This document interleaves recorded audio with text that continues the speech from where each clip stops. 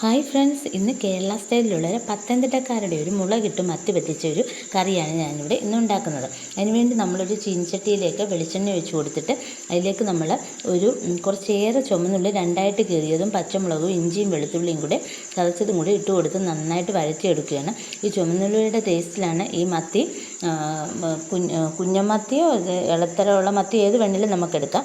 അതിലേക്ക് നമ്മൾ ഈ മത്തിയുടെയും അരപ്പിനനുസരിച്ചുള്ള മുളക് പൊടിയും മല്ലിപ്പൊടിയും കൂടി നമ്മൾ ഈ ചുമന്നുള്ളിയും പച്ചമുളകും എല്ലാം ഒന്ന് വഴന്ന് വരുമ്പോൾ നമുക്ക് ചേർത്ത് കൊടുത്ത് ചെറിയ തീയിലൊന്ന് ഇളക്കി കൊടുക്കാം. ഇതിലേക്ക് ഞാൻ തിളപ്പിച്ച് വെച്ചിരുന്ന ചൂടുവെള്ളമാണ് ഒഴിച്ചു കൊടുക്കുന്നത്. ഈ മീൻ വേവാനുള്ള വെള്ളം മാത്രം മതി. എന്നിട്ട് ഇപ്പം നല്ല എന്താ പറയുക, നല്ല കളറിലൊക്കെ ഇത് വന്നിട്ടുണ്ട്. ഇതൊന്ന് തിളച്ച് വരുന്ന പരുവത്തിൽ നമുക്ക് ഈ മത്തി കഷ്ണങ്ങൾ ഇട്ട് കൊടുക്കാം. നമ്മൾ ഉപ്പ് ചേർത്തില്ലായിരുന്നു, ഉപ്പും കൂടി ചേർത്ത് കൊടുക്കുവാണേ. എന്നിട്ട് ഞാൻ ഈ മത്തി കഷ്ണങ്ങൾ അതിലേക്ക് ഓരോന്നായിട്ട് പറക്കി ഇട്ട് കൊടുക്കുവാണേ. ഇതൊന്ന് തിളച്ച് ഒന്ന് കുറുകി വറ്റി വരണം, അന്നേരമാണ് ഇതിൻ്റെ ടേസ്റ്റ്. ചെറിയ തീയിലേ നമ്മളിത് ചെയ്യാവുള്ളേ, എന്നാലേ ഇതിന് ടേസ്റ്റ് വരത്തുള്ളൂ. നമ്മൾ പെട്ടെന്ന് പറ്റിച്ചെടുത്താൽ ഇതിലേക്ക് ഉപ്പും പുളിയൊന്നും പിടിക്കത്തില്ലേ. എന്നിട്ട് നമ്മൾ